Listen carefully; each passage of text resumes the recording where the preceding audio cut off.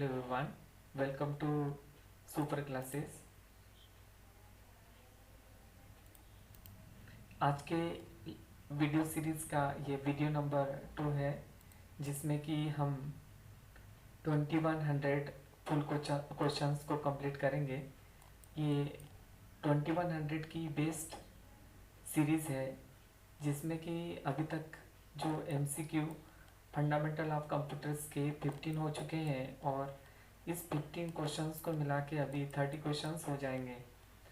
तो ये जो कॉम्पिटिटिव एग्जाम्स के लिए हैं, जो कि KVS या एकलव्य स्कूल या पटवारी या PEB, ये सभी एग्ज़ाम के लिए जो MCQ है बहुत इम्पोर्टेंट है। इसके अलावा ये BCA PGDCA और MSc और MCA स्टूडेंट्स के लिए नॉलेज के लिए बेस्ड है।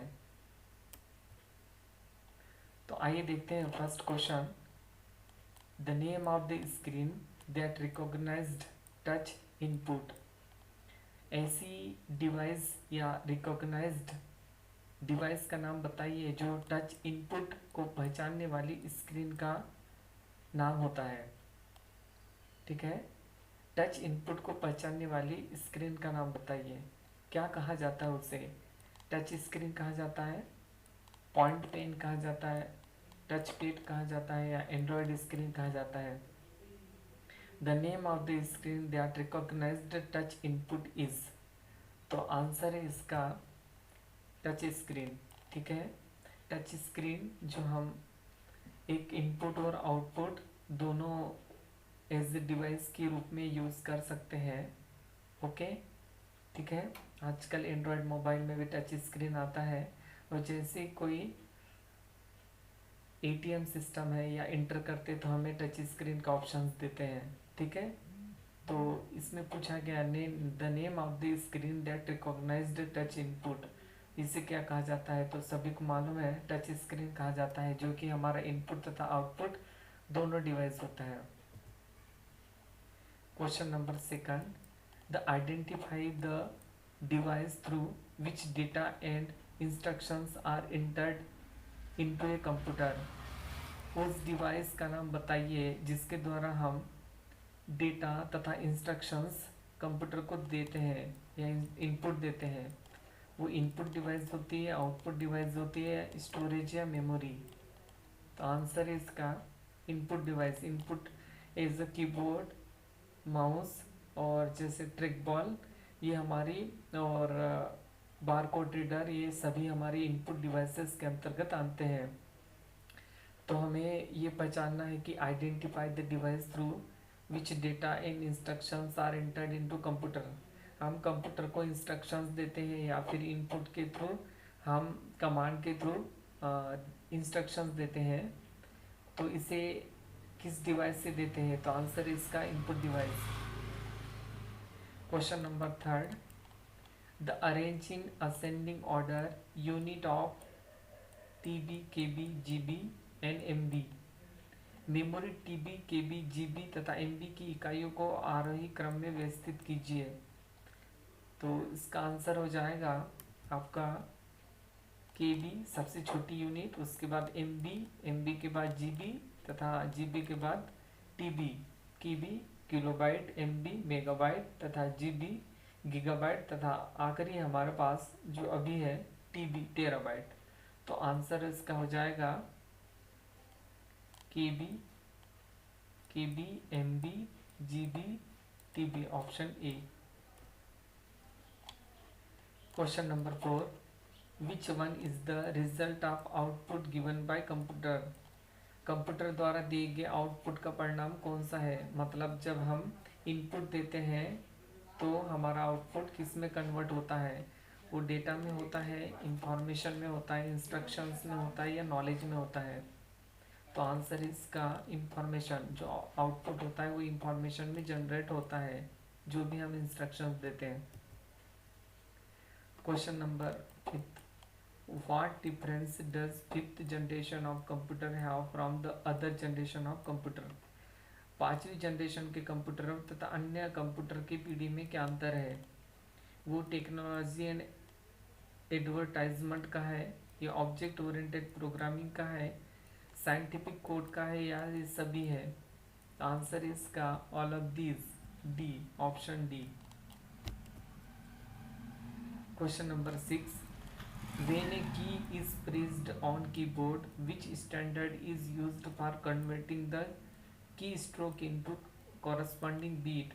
जब कीबोर्ड पर कुंजी दबाई जाती है तो की स्ट्रोक को संबंधित बिट्स में बदलने के लिए किस मानक का उपयोग किया जाता है? तो एक्चुअल में ये पूछा गया है कि जो कीबोर्ड होता है हमारा वो किस स्टैंडर्ड में होता है, वो आस्की कोड में होता है, ऑप्शन बी EBCDIC में होता है, ANSI में होता है या BCD में होता है? आंसर इसका है आस्की कोड। ठीक है, तो हमारा American standard code for information interchange ये इसका फुल फॉर्म होता है, जो कि हमारा आस्की सेकंड कहलाता है। तो जो कीबोर्ड में हमारा कीबोर्ड जो हमें कीज जो अल्फा न्यूमेरिकल होती है उसका एक स्टैंडर्ड कोड होता है जो प्रोग्रामिंग में यूज किया जाता है, जिसे आस्की सेकंड कहा जाता है। Question number 7, any storage device added to computer beyond the immediately usable main storage is known. तत्काल उपयोग योग्य मुख्य भंडारण में कंप्यूटर से जोड़े गए किसी भी स्टोरेज डिवाइस को कहा जाता है। मतलब एक्सटर्नल डिवाइस जब जुड़ जाती है उसे क्या कहा जाता है? तो आपके सामने है फ्लॉपी डिस्क। फ्लॉपी डिस्क को हम एक्सटर्नल डिवाइस के रूप में यूज कर सकते हैं। Next question, question number 8, the list of coded instruction is called. Coded instructions को क्या कहा जाता है? मतलब जो प्रोग्राम हम लिखते हैं यहाँ पे C++ या फिर PHP या फिर पाइथन में, तो उसे क्या कहा जाता है? तो उसे क्या प्रोग्राम, कंप्यूटर प्रोग्राम कहा जाता है, एल्गोरिथम कहा जाता है, फ्लो चार्ट कहा जाता है, यूटिलिटी प्रोग्राम? तो आंसर इसका computer program, option A. Question number 9, the source code is available in to view, modify and redistribute in. The source code को लिखने तथा संशोधित करने, पुनः वितरित करने के लिए उपलब्ध, इसे क्या नाम दिया जाता है? जो हम सोर्स कोड या प्रोग्राम लिखते हैं, है ना, तो अगर वो नेट पर अवेलेबल है तो इसे क्या कहा जाता है? उसे ओपन सोर्स कहते हैं, क्लोज्ड सोर्स कहते हैं, प्योरिटरी कहते हैं, या इनमें से कोई नहीं? तो आंसर है उसका सोर्स कोड। इजीली अवेलेबल जो कोड होता है जिसे मॉडिफाई किया जा सकता है, एग्जाम्पल के तौर पे एंड्रॉयड, तो उसे ओपन सोर्स कहा जाता है। Question number 10, the programs which is permanent as the hardware and stored in ROM is known। Program जो हार्डवेयर की तरह स्थायी होते तथा रोम में स्टोर किए जाते हैं परमानेंटली, उसे क्या कहा जाता है? हार्डवेयर कहा जाता है, सॉफ्टवेयर कहा जाता है, फॉर्मवेयर या रोमवेयर? तो आंसर इसका फॉर्मवेयर। जो रोम चिप में जो प्रोग्राम स्टोर किए जाते हैं मैन्युफैक्चरिंग के टाइम पे, उसे फॉर्मवेयर कहा जाता है। Question number 11, which of the following is invalid type of memory. Program जो हार्डवेयर की तरह स्थायी होते हैं, हार्डवेयर की तरह स्थायी होते हैं, रोम में स्टोर होते हैं, ठीक है, तो उससे क्या कहा जाता है? इसमें यह बतलाना है कि विच of the following is invalid type of memory. Invalid type of memory कौन सी है? वो रैम है, रोम है, या फिर रैम है, या फिर ई प्रोम है? तो हमारे पास जो इनबिल्ट टाइप की मेमोरी है यहाँ पे ये PRAM है, programmable read access only memory. ऐसी कोई मेमोरी नहीं होती है, रैम होती है, रोम होती है और EPROM भी होती है ना। तो erasable programmable read only memory होती है, ठीक है, ओके।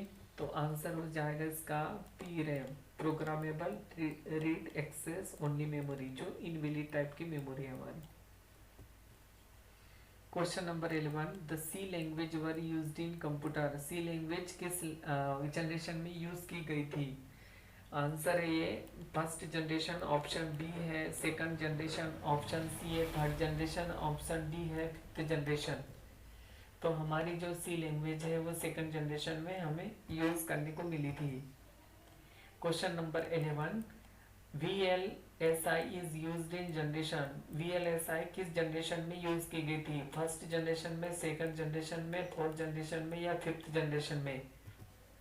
VLSI जो very large in very large small integration, जिसका फुल फॉर्म होता है, इसे 4th जनरेशन में यूज किया गया था। Question number 13, keyboard convert type is character, इनमें से क्या वो आस्की में कन्वर्ट होता है कीबोर्ड के कैरेक्टर, या फिर डेसिमल में होते हैं, या बाइनरी में, या EBCDIC में? जो कीबोर्ड हमें टाइप करने के अल्फाबेटिक जब की प्रेस करते हैं तो वो आस्की कोड में कन्वर्ट हो जाते हैं, जिसका एक यूनिक नंबर होता है। तो आंसर इसके आस्की second. Question number 14, which is one of the following is not a feature of the third generation language? निम्नलिखित में से कौन सा थर्ड जनरेशन की विशेषता नहीं है, ये पूछा है। They need to get translate, they are easy to than MMLS, या they are faster than MMLS, या they are compiler and interpreter? तो आंसर है इसका तीसरी पीढ़ी की भाषाओं की विशेषता नहीं है, they are faster than MLLS।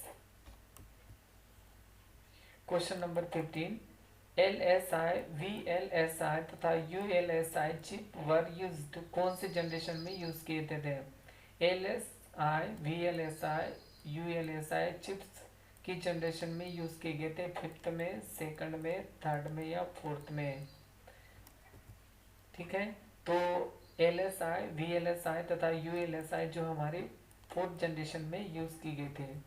Thank you. तो इस प्रकार की ये वीडियो सीरीज है जो कि 2100 की वीडियो सीरीज है। तो अभी 30 क्वेश्चन हुए हैं और इसके बाद और 50 क्वेश्चन आएंगे। इस प्रकार से 15 क्वेश्चंस की वीडियो आते जाएंगे। तो इस प्रकार की वीडियो के लिए आप लाइक, सब्सक्राइब तथा कमेंट शेयर जरूर कीजिए। Thank you very much.